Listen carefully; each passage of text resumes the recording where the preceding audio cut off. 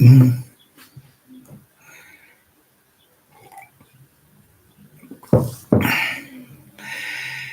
Hello, everybody.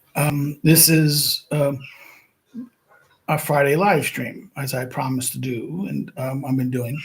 Um, Welcome. I'm on the road again. We've had a last-minute emergency trip to go to. My wife, kind of, and I wanted to go with her for this. So I'm not at Warsaw. I'm at home base, not this week. But I'm able to do a live stream. So I'm going to give a warning that probably next week I'm going to have a pre-recorded live stream, a pre-record, um, simply because of it's the 5th of July. I'm thinking that I'm going to be stuck at that date. I'm required to be at the university to do a exam. Okay, and this is Polish University. This is during exam sessions. And on the 5th, I have to be there for BA, I think mostly bachelor's exams. Their BA and their final exam, the thesis defenses, their BA theses. So we're crossing my fingers and hopefully I'm going to be done and be able to be back, but I think I'm going to have to prepare not a Friday live stream for you guys. We'll see. Maybe I'll do a topic of someone's request. What's going on? Okay, this week I'm finishing. This next week will end my my assignments at Warsaw Universities for this semester. Their paper is going to be due the 4th of July. My Constitution class, founding the American Constitution. They are turning in their last two assignments, which are one dealing with the overall public debate, Federalist versus anti-Federalist debate that happened about this, and they have to narrow down a topic and narrow down the issue or address an issue. And that's one assignment they have to do. And the second one is they have to pick a state. They have to focus on and deal with a state ratifying debate and address this, pick a state and what is the issue they think is most important in that debate, or who the characters they think are the most important for that in that state debate, and why do they evaluate that such? Okay, I could evaluative. I'm just kind of a little nervous about this because I think I'll get it done. I think next weekend I will have. And also this weekend is the last, this coming tomorrow is my last of Plato's Laws. We're finishing up Plato's Laws, chapter 12, book 12, sorry. And then we're going to be spending 2 classes on the epinomos, which is after the laws, the thing that comes after the laws, right? So that is kind of what I've been, doing immediately. But my Warsaw University class is finished. It's finishing up. I entered the grades for my Introduction to Politics course. I'm getting ready to upload my Introduction to Politics lectures sometime this summer.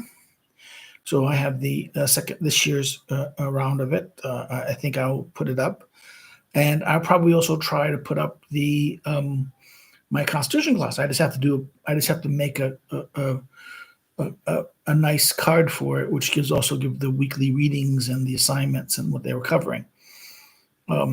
So we'll see. Now, what else? Okay, that's what I'm doing in terms of teaching. For wrapping up, we have theses, like I said, next week. So that's why I'm kind of a little nervous. Now we have to come back on the 9th as well. And then the semester's over. I'm under deadline. I have to get by the middle of July. I have to finish my paper that I'm promised at the conference I went. I have it. It's still kind of working on it. I'm kind of disappointed with it. What I have, it's very frustrating. I wish I had more time. I wish I had more time. I didn't really have a written paper. I just had an intervention, and then the coordinator really wanted me to present. I thought there'd be more people at the conference, but apparently there wasn't. So he didn't have enough papers, and they want to push that. And I have and I'm kind of like saying, I'm not going to be ready. I'm sorry. It's not. I just don't have the paper. I'm sorry. um, and also it's the question of the quality too. I mean, I'm looking at what I'm doing. It's okay. It's not. It's a little crappy, in my opinion, my own opinion about this. Maybe I'm too harsh. Maybe it's probably acceptable, but I have to go spend some time on it, I think, and that's going to require some effort that won't happen until after the semester really ends. And that's kind of difficult in that sense. And then also in July and August, I have to write my Aristotle political anthropology paper. Now I got some notes done. I got some very good things, and I'm going to talk about the ways of life, the question of Aristotle's account of the role of the connection between the ways of life of a given political community and the political form. I think I'll talk about that, the question of that, the anthropology of that, in terms of the. I think I'm going to go very specific into them. I'm going to say that there's an interconnection between the specific way of life and the anthropology plays a very important role in understanding his regime analysis, and that the way the connection between the regime and the polis operates within times of the discrete system, a discrete model. And I think I'll talk about that. I think that will be the question of way of life and how there's different ways of life because of the different characteristics, and how this creates a specific grounded anthropology in that sense. That's particularly at Aristotle, and I just have, I just have to sit down and write it. I think I have, I think I can get it. I have a nice. It's a. I can't go over so many characters, so I know I can try to get this done. I think I will get it done. But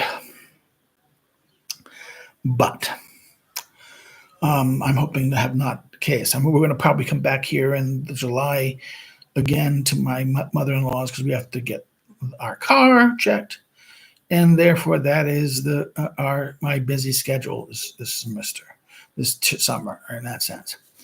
So, everyone, I welcome again to the live stream.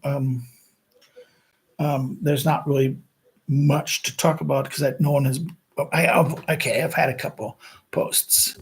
I mean, I had one post. I mean, I had some comments by Mr.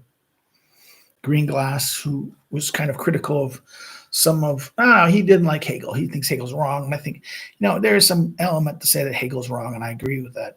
It was, but he was very critical of my evaluation of Eric Kaufman's position about white shift. And this is where I'm going to disagree with Greenglass. I think when we look at the Hispanic communities, the Hispanic bloc, we can't treat them as a single bloc. The Hispanics are really divided into a much more complicated structure. And this is where I disagree completely with Huntington's evaluation of this and who we are. I think Huntington is misunderstanding I think he's homogenizing a culture in that sense. Because, again, this is one of the criticisms I always had of Huntington's Clash of Civilization, is it's too sloppy. It treats as permanent structure something that is really a social construct. I mean, yes, ethnicity is a reality. I'm not going to say not everything's a social contract. But I'm saying is that it's a discrete structure, that cultures and cultures evolve. They're evolving as ethnicities are evolving. They change over time in that sense. They adapt to their environments, and they adapt, and they try to maintain our identity of the past, but they also adapt to the reality and change it, the structures. And I think Kaufman's book, I think, is useful in understanding this, because I think he does. White shift is actually interesting from this point of view. And again, as I highlighted my criticism of. Oh yeah, I know that. I saw a Corliss said he put a comment. I'll talk about Corliss's comment. I'll talk about that in a second. I want to talk about the Greenglass's kind of reaction against the Hispanics, and I think the problem with the the idea that the Hispanics are a single block. Now, there is a big difference. There is a distinction between, let's say, and also time. it's combination. That, in other words, the argument of white shift is that there's going to be certain minority, and I think this is also a thing that we should pay attention to.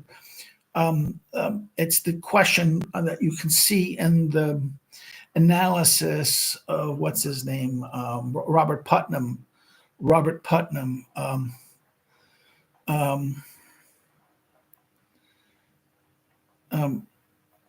Robert Putnam's E Pluribus Unum essay, that the Scandinavian political policy, Scandinavian political review, political studies, political science, famous piece by him about diversity and how this. I think there's a problem here that to understand ethnicity and the question of homogeneity and heterogeneity, and even ethnicity.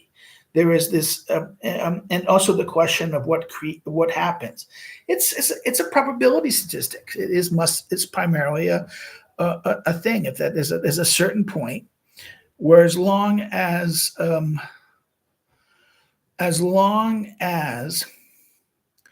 you have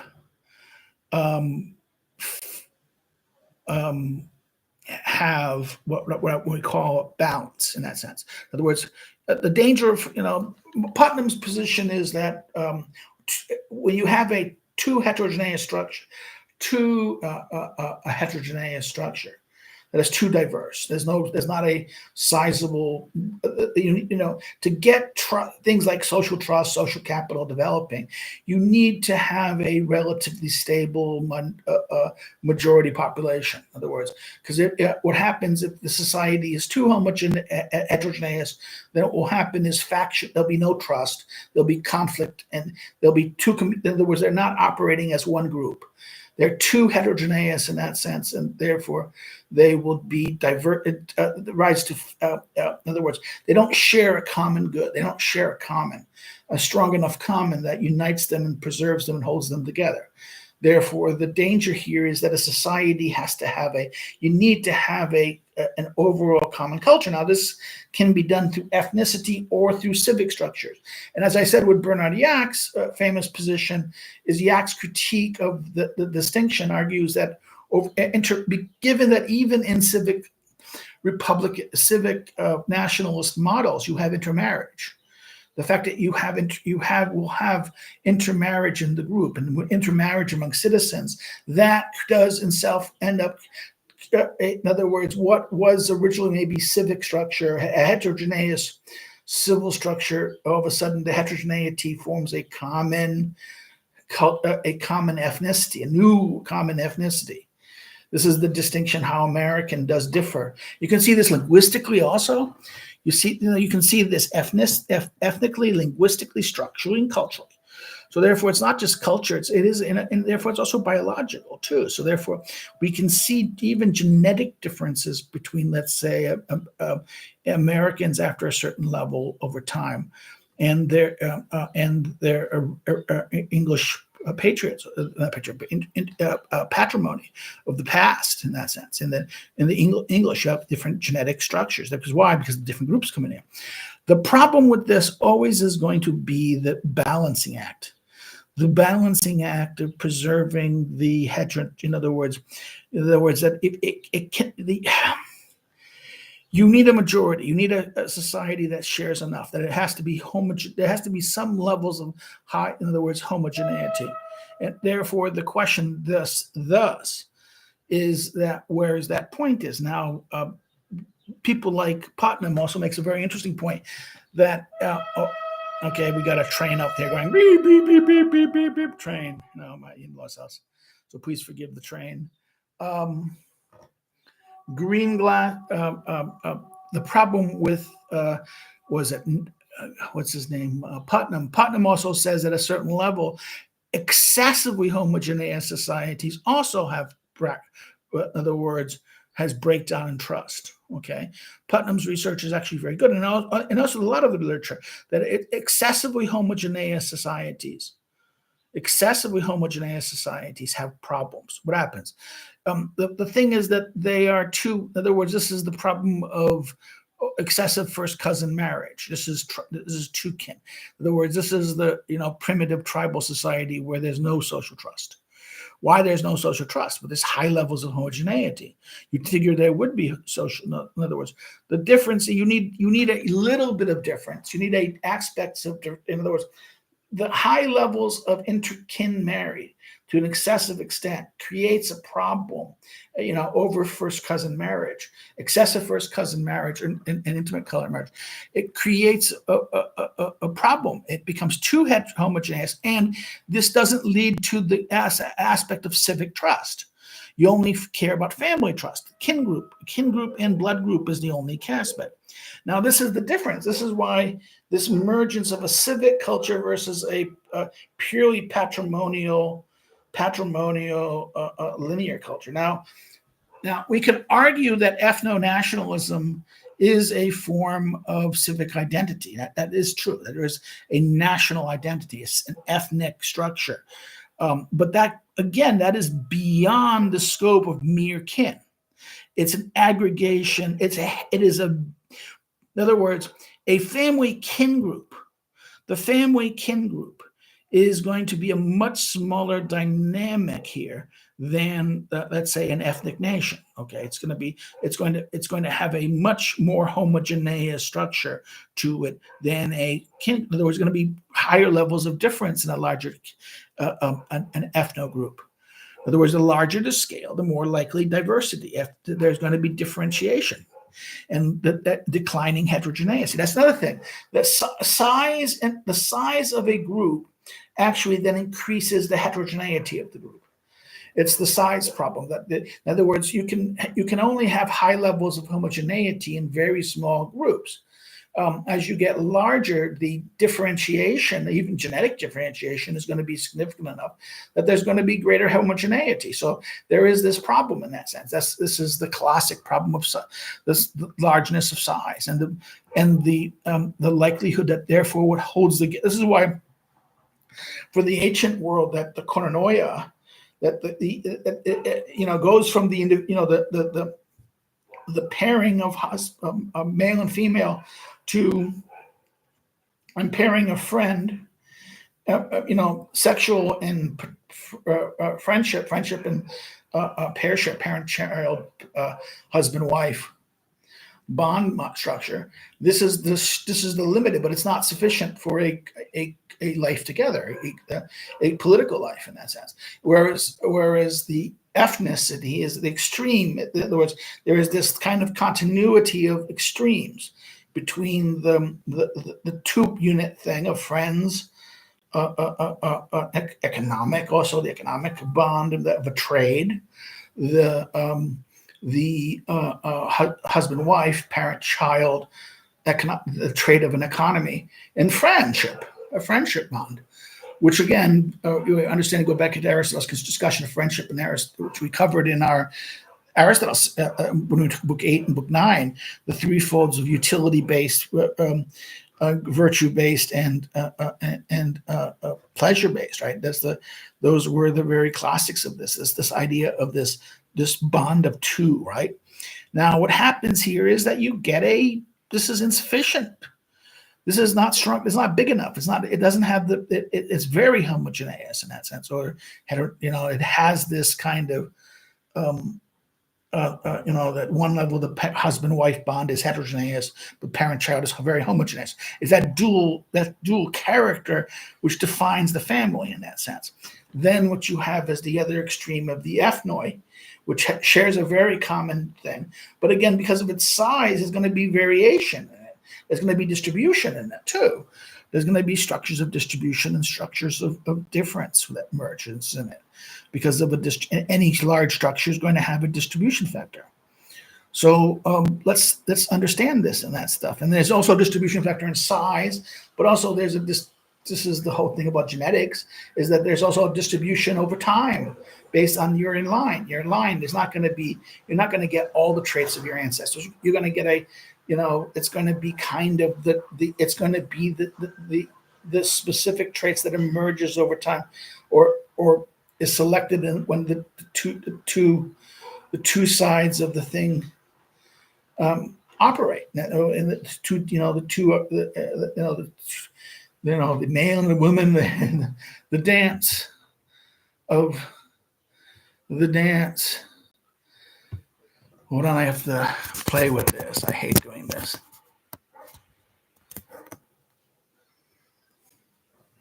I'm not gonna go crazy. Please don't go crazy.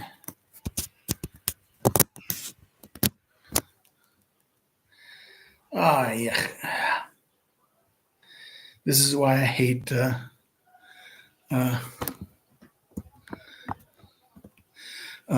using the laptop.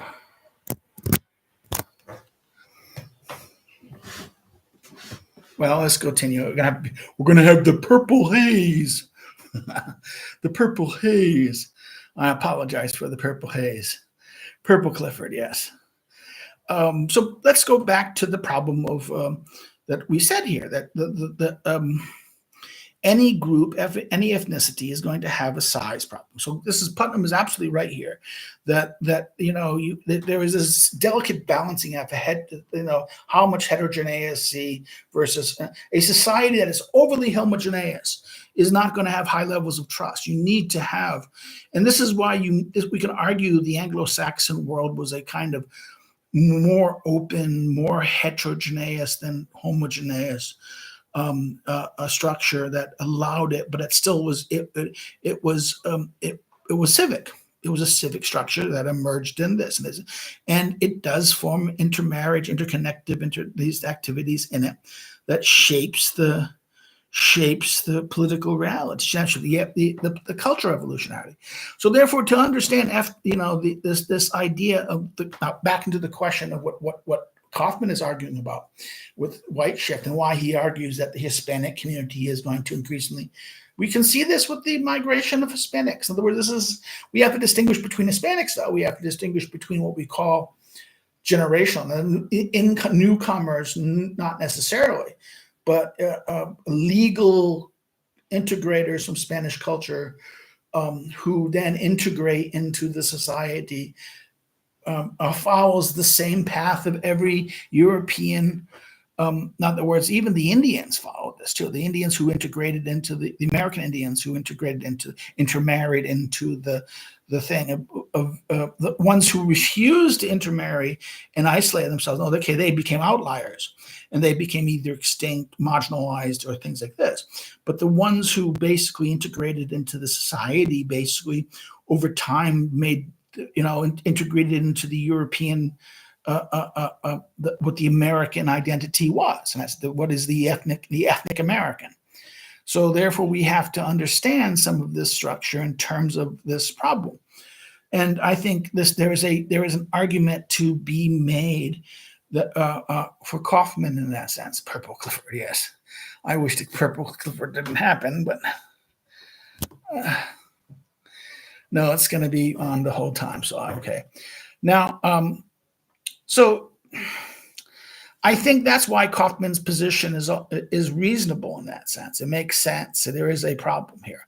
Now, it can go too far. The problem is what happens if you have an overload? In other words, too many Hispanics come in.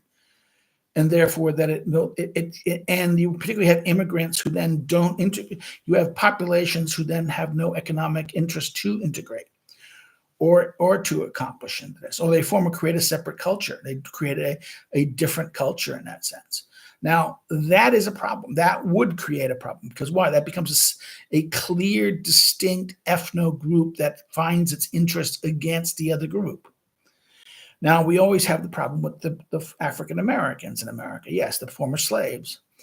The question is their resentment and their thing. It's a more complicated. It goes beyond race. It also deals with the question of perceived grievance and the lack of the ability to overcome that perceived grievance. This is something I kind of wrote about a couple of years ago for American Greatness, which I was then I was attacked by the Dispatch for, because I think until you need, for in order to create a community, the shared, you have to have a common, reality. So I mean, I'm going to say this is the difference thing. I think Greengrass's point was about against Hegel for the idea of cyclical structures.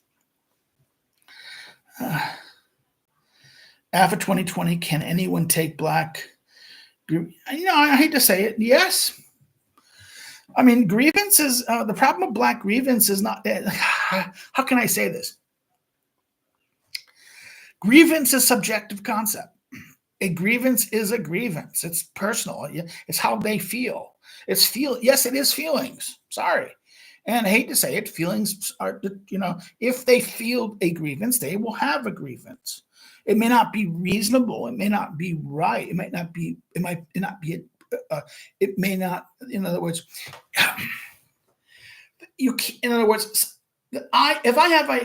I sense that something was wrong, it is still my subjective understanding of this. That you can't, and I think what happens is when someone says, "Oh, you shouldn't feel this way," or they're going to say, "Well, how dare you tell me how?" That's why you don't like arguing feelings. This is why you should never say, "I feel this" or "I feel that," because you can't argue with feelings. Because feelings are their feelings, and you should listen to them. Now, I don't think you should. I mean, you don't have to accept everyone's feelings. That's not a reality. I think that you have to, if you're going to live together, you have to acknowledge that they have those feelings, but you don't have to accept the legitimacy or the rightness of their claim. And that is the famous facts don't care about your feelings. Well, I hate to say that that's a kind of trite thing. I've always thought that, Ben Shapiro, Extreme, and those guys are clowns when they say it, because I hate to say it, feelings are a factor in political life. I'm sorry. The irrational is very much the irrational, the irrational is the emotional, the thematic, honor-based things are as much a important phenomena of the political. This is why, some people say, identity politics is not, I'm sorry, all politics is somewhat identity politics. Because what is identity? Identity is a group. You form a group. You form individuals. You have individuals who form groups. These groups that's what politics is. It's group creation. Politics is the basis by which individuals collectively form a collective. They share a common. So unless you want to be an Ayn Randian or Superman, Ubermensch, that is, I don't need anyone. I can live in my. I'm a Simon Garfield. I'm a rock. I'm an island. This is kind of the things. Okay, now, but Gingras's point is that the irrational is important, and so is the spirit. But the spirit, see, what you're calling spirit is simply just the irrational. It is and thumos is merely just the adjective things of anger. What is spirit? Spirit. What is spirit? This idea of spirit. Magical mystery constructs. You want to talk about the soul? Okay, but what is the soul? What is the soul? This is the psyche, the mind, right? Everyone who thinks that they're Ubermensch are usually the Untermensch. This is, I've never found the everyone likes to picture that they're the Superman in their mind, but the reality is that's in their mind. What does that famous mean of what you think you are versus what you are? I think that is, we all want to perceive ourselves as heroes and great things, but the reality is that it's much lesser than that. But I want to finish my point here about why I think. I think it is a very important thing. This is the different cycles. What is cycles? And I think maybe this is something I'm kind of doubting. There's a limit to cycles. Hegel may be wrong, but also Hegel could be right in this sense. If there is a willing agency towards an end, or telos, then you have a direct end. The question then becomes, is there enough force behind that end? Is there a will or an agency that imposes that? If there's a will and an agency that imposes, that aims towards an end and then achieves it, you accomplished it. It's over. Game done. No more. And that's the problem with the Hegel model. The Hegel model is that the end of history is the end of man's quest for overcoming and that recognition is the struggle by which man um, achieves that a sense that, that's the whole point about Hegel. Now, I don't necessarily think Hegel's right. I think that I don't buy the end of history. Well, no, that's the problem. What even Fukuyama says the end of history is the Hegelian end of history requires the end of humanity. Okay. And we're getting to that point. I'm sorry. What do you think transhumanism is doing? Transhumanist movement. This is the end of humanity. That we want to basically manipulate this radical idea of that we're going to be able to alter ourselves and no longer see ourselves as these transgenderism, transhumanism, this whole structures and this idea of man, this interconnection between man and machine that we're envisioning. This is the end of this is the thing, and that this is that famous line in the post. This is why you have to understand Fukuyama, what Fukuyama really means by the end of history. You have to read the Post-Human Future, where he says that's going to be very. This is why it's.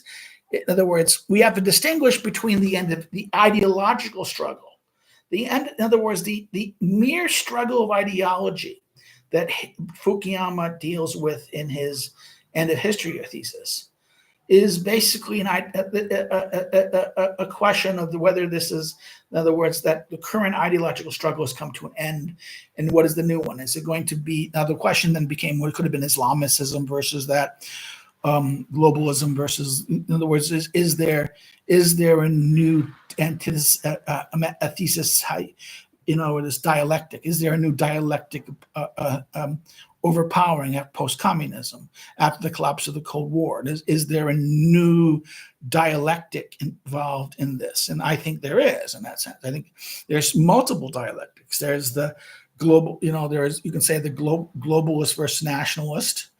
You can see the tension between so therefore that's not the end of it. In other words, a new dialectic emerges in a new crisis. Now the new crisis will emerge, and that creates the conflict. Now this is why you can say that every time there is a new conflict or challenge this is why you have to reread Hegel in light of what Schmitt says, that once we see a them, once we see an us and a them, that have different ends and goals that are existential, then you get into this dialectic, and particularly if it's at a situation where it's over ideas.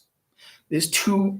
In other words, it's not just merely the tension of group interest in groups, but rather that collectively this group represents a specific claim and the other groups represent an alternative claim, and that they're competing with each other at the level of ideas. Okay, and this is what the dialectic is about in that sense. And what Fukuyama says is the end of history for him was that the Cold War ended.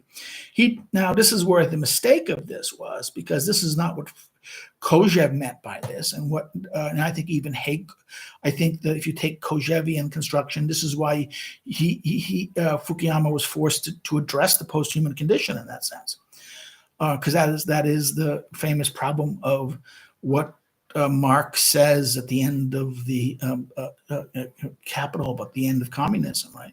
That the picture by Marx at the end of capitalism, how is this not the last man, right? That's Strauss's criticism towards Kojève in that sense. That Kojève simply had no response to it, and therefore basically embraced the last man as the end of what the communist ideal accomplishes. Well, no, I mean, San Francisco is I think San Francisco is a different question. I want to stop here for a second. Now, I think I addressed this problem. I think this is a very major problem in this. I'm not going to talk about the president debate because I think it was a shit show. I think Biden was it was a waste of time. It was Biden was just It was a complete disaster. Trump was good. Trump was on mark, but he had his faults also. He kind of, Trump has this kind of awkward style that sometimes gets in the way, and he had a little bit of hyperbole in that sense. He engages, but he was much restrained, and I think this is gonna. We have to now. I think everyone remembers that first debate in 2020, and Trump lost it. Well, Trump had COVID. Trump was sick. Trump was not well, and that's why he was the way he was. He was that aggressive and angry and lost his temper so much in the 2020 thing. And I think that is, and I think therefore this is irony. There's a kind of irony here that Biden may have over-prepared for himself and overdid it and so over-exhausted him. They probably worked him and probably didn't have him rest. And to the point where that he didn't get a situation where he was overly, he had too much information. He was overloaded and he just couldn't do it. I think that is the, but I think he did prepare. I think that's the problem, was he over-prepared. I think the problem with Biden was that they probably, drilled him to do like automatic things, and it just collapsed because he was just. I think it just is not capable. I mean, I think that's the getaway you get from the event. So I don't want to talk about the debate is the debate. I don't think the debate is going to change people's opinions. I think the people they're desperate. They want to get rid of him, but what they can do, they can't do anything. They can't. It's too late. If they try to remove Biden, they're going to have to. They're going to have to deal with the problem of ballots. It's too late. That he's going to be on ballots. How do you handle this? I think that this is. I think that I think ballot deadlines are going to hit. I think the nomination Democrats are going to have an open convention. That'll be a disaster because they have to. If Biden leaves, they're going to have to put Camilla, and Camilla is there. Only Camilla was chosen because no one wants Camilla. So come on, Camilla. Kamala. Well, how do you ever say her name? So I think this is. I think that's game over in this sense. I think the Democrats are in full panic mode, and I think there's going to. I would like to see what polling is going to happen. I think there's going to be I think the problem here is that a lot of Democrats will be demoralized to the point where I hope they get demoralized. I think in many ways I think a lot of ways Trump undid a lot of the media perception of him as the monster. He didn't act the monster. He looked far nicer. He could have been much harsher on Biden than he was, and at kind of points he showed mercy, a little bit of sympathy and mercy at points of not that I don't understand what you're saying. What's going, something's wrong here, all that matters. Now, I want to respond. I promised Corliss, and he's not here now, probably. James wrote a note here. He said, I thought of a possible biopolitics topic for discussion. Now, I think I kind of hit on biopolitics, responding to Greenglass here a little bit, right?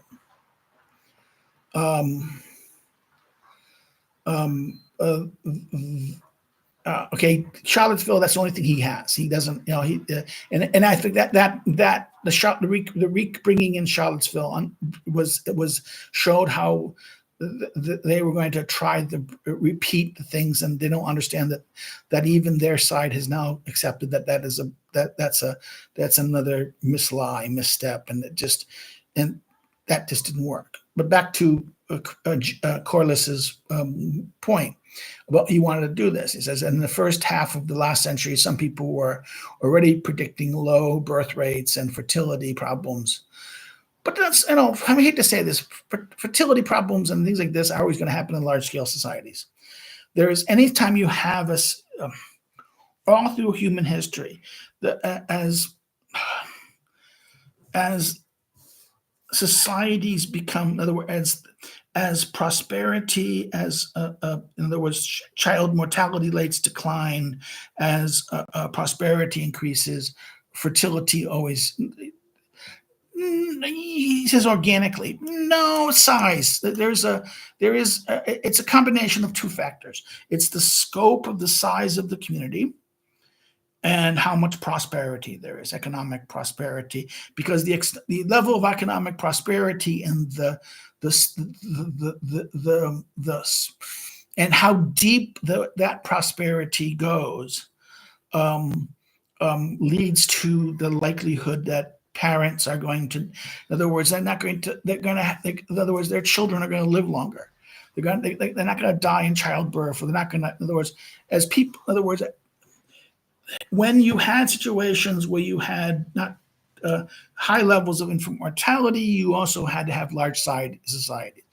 And that you had larger societies because that you feared for the future. You feared for your old age. Now, in a world where people have resources and capital, there are means by which the elderly are able to survive and not require the number of children and laborers to keep it. In other words, as societies as the level of wealth and the complexity and largeness of society and the interconnecting of this, then what happens is the need for replacements kind of decline because the size of the thing is, in other words, as long as the division of labor works and the division labor structures are providing the means by which people can survive and achieve longevity, and that the system maintains itself, then the system will uphold at a certain level. It is that moment when all of a sudden things start collapsing. That is the problem. And also we have to, the question is how too big. There's a point where you get too big, you grow too big, and then once you're too big, then it becomes unstable. And then what happens is that when the collapse happens, everything collapses on itself in that sense. So the infant mortality rates and the sperm, all these things, a testosterone problem, these are environmental to a great degree. I think this is environmental from the point of view of a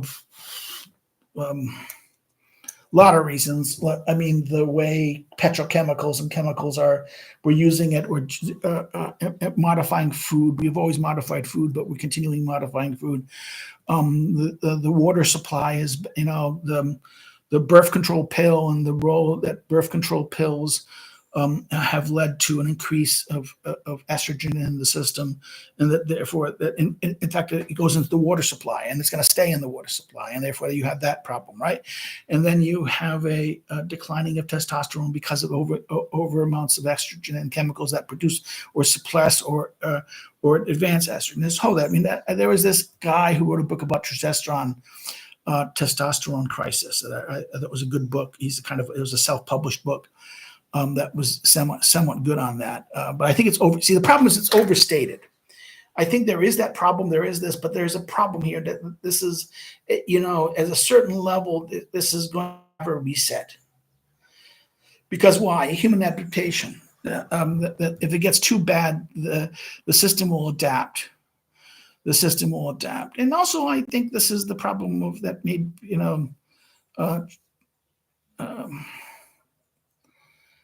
the cheapest estrogen fuel. Okay, that's hilarious. But I don't know what to say about that. He goes, but I want to continue his point. He goes that Du La Rochelle thought that that it might become an urban industrial life that became too peaceful, and that's true. When war grows distant, all passions and singularities, all love soon dies. What kind of lover is no longer ready to kill a rival or to run the risk of being slain in turn? What kind of man is not stronger than a woman and is not destined to be tested more harshly?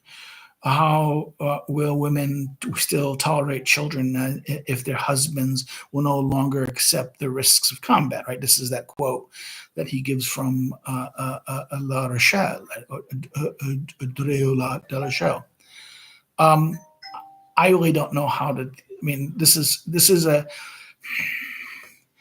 I think the 17th century biologist, I think, I'm not sure who when he's writing, I think there is an aspect of this as we move from the different types of society. We move from a society that is honor-based to a society that's commerce-based. This is the question of agricultural society. This is something that you create this. In other words, that the way of life, the character, the dominant way of life, that we have gotten to agriculture to a point now that we don't need as much people producing food because we can produce enough food. In other words, less than 5% of the population can produce the food for the vast mass of humanity, which wasn't possible in the previous century. You needed a higher level population. In other words, the greater efficiency there is in agriculture, what's going to have is you have a centralization of agriculture and the declining number of people involved in the industry, and therefore, now the question is maybe you need agriculture to remain local and specific, but that's a different issue. 1930s. Okay, 1930s. He's that part of that era. I don't know this guy. I'd have to read it and check him out some more. I think there is this kind of, he says what he goes, others look towards a mixture of conflict and political, physical labor. You know, that's the question. How might these ideas be accessed from an Aristotelian point of view? Well, I think that's a question. I think that is the question of ways of life and the questions of that. You know, that is the questions of the ways of life. This is something Aristotle addresses in Politics 1, chapter 4 and 5 and 6, where he talks about the ways, not slavery, but not 4, but after he talks about slavery, he talks about the questions of the ways of life. I think it's 6, 7, and 8. Yeah. Can sports be a kind of substitute? Yes. Okay. I think so. It's not a substitute. Sports is simply just the manifestation. It's like war. Sports is like war. This is something that, what is it?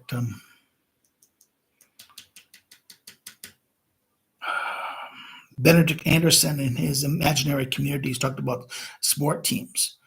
I think the problems he was looking at, he was focusing on fan groups. And how fan loyalty towards groups kind of took the place of nationalism, right?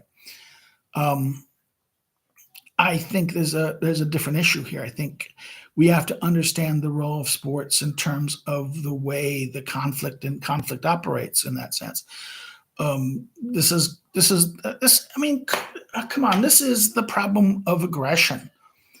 This is the way aggression operates. This is what is that famous book by the book is called Aggression. He's a German writer in the I'm blanking on the book now. I know the author's name. That talked about the role of aggression and as an evolutionary factor, and that how societies moderate. We want to regulate it. In other words, routinize it. In other words, as we over time we routinize aggression. That's the whole point. There was mere aggression, just pure violence, pure aggression. If it's not routinized or regulated or structured, it becomes destructive. Now, war for itself is, that hate to say it, war does not build anything. Wars release things, but also war destroys. It's not that war does the great stuff. It's that war creates opportunities and it helps. It forces innovation. It forces, in other words, in order to achieve victory, in order to survive, in order to win, it creates certain things. Now, I want to get this what he says.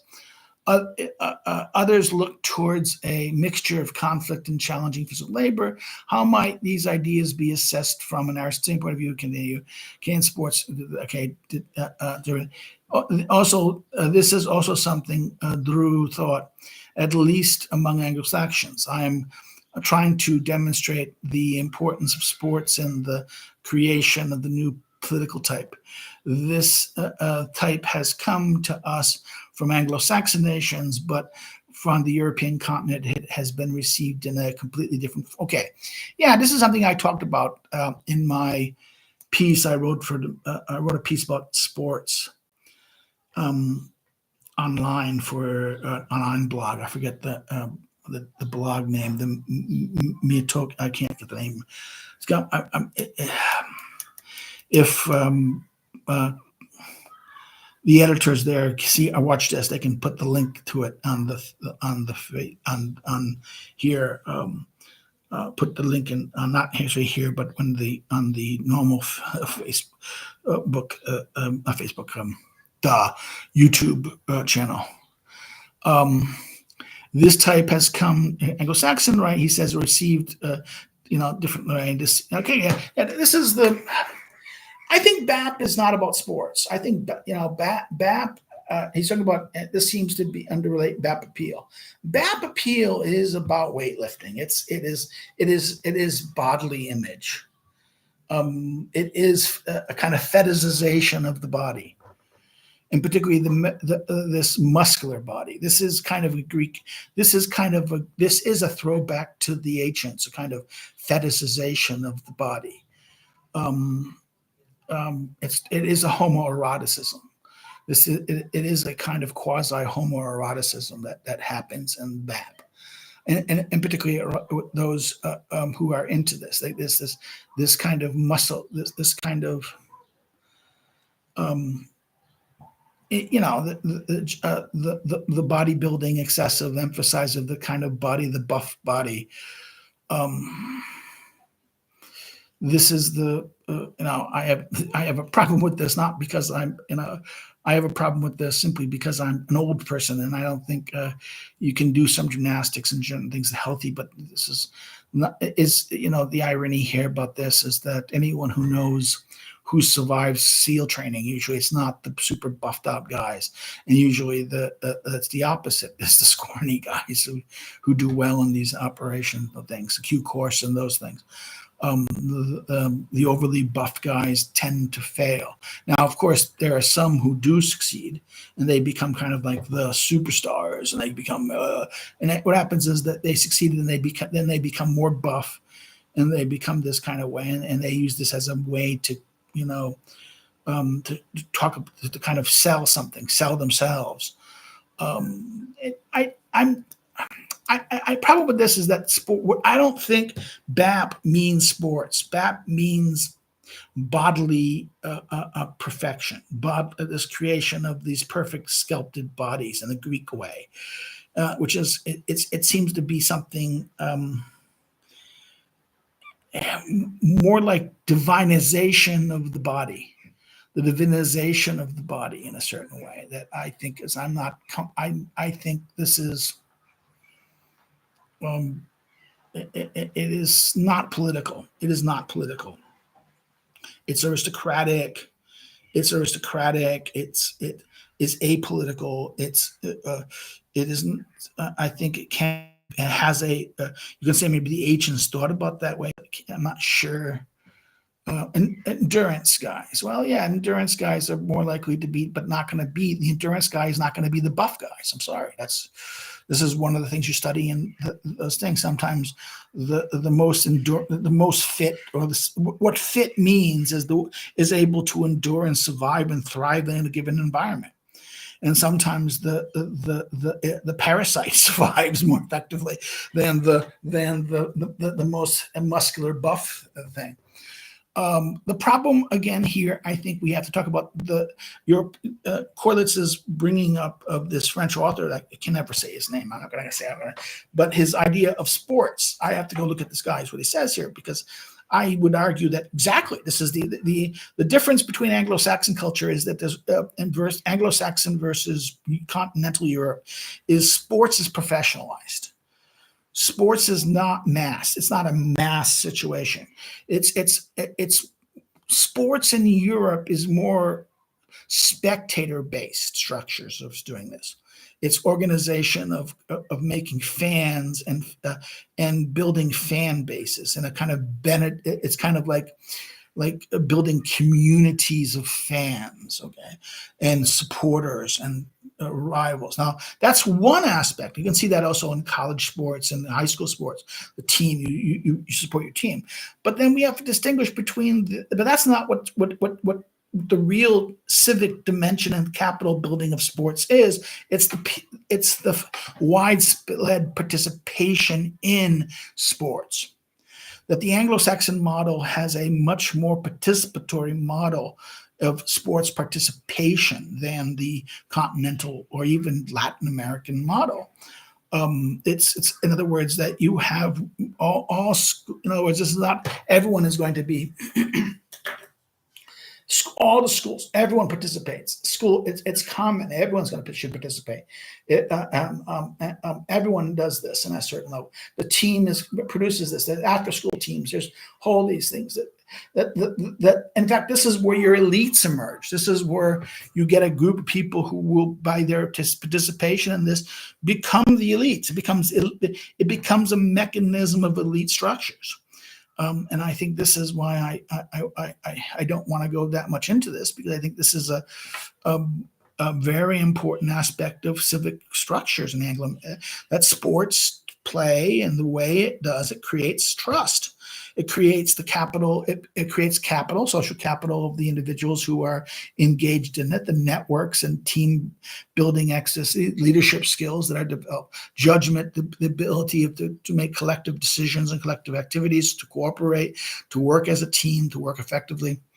So I'm kind of like where we have the purple man and I'm purple, and I'm getting purple or purple. I'm getting like what is that? Smurfy. I'm Smurfy. Papa Smurf. I hate to say this. I got to stop. But I want to go look at Corlitz's thing and think about it. I'd have to go look at it some more. I don't know the guy's name, and maybe I think what's interesting, I think he's pointing what Corlitz is pointing in the reference to the author he quotes, seeing there's a difference. I think that is a reality. The Anglo-Saxon world has sports, and that sports activity is trust-based. It is the civic society. It is well, it's in the comments. Corlitz posted a comment into the comment thing from last week's, the last previous thing, and that's there. And you can see what it is. He gave a comment, and he gives things. I was responding to the comment. Well, that's it. I'm going to stop. I'm at my minute thing. 58 minutes, almost an hour. My screen is all blucky, yucky. Well, no, yes, exactly. They recruit sportsmen not only for the army and politics, police, but also business in America. Business. Who do you think becomes the local mayor? The people who run for town council, town office. It becomes the elite selection. That, in other words, they recruit sportsmen for army and police. Not the European model doesn't really do that. The European model, the athletes don't really become policemen or politicians or things like that. It is a extraordinary thing if someone in that becomes, in other words, the athlete is a separate thing, alternative. They're separate. They're like, it's a different cadre. It's a different caste in the European, the continental approach to this. Whereas the Anglo-Saxon approach is that this is the community, you're part of the team, this is people, and that those who are going to take the lead in the thing is going to take but people who take forward and step forward, and they're going to, in other words, this builds, therefore, even those who just are not the captains of the team, but just play roles, are doing more to achieve a collective good.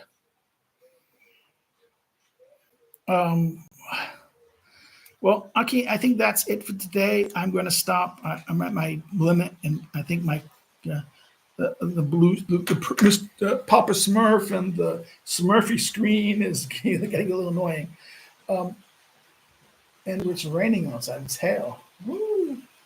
Okay, we got the thunderstorm. We're going to have an energy crisis. We're going to have a nasty storm. It's like 32 degrees outside today, and it's hot as hell. Well, that's it.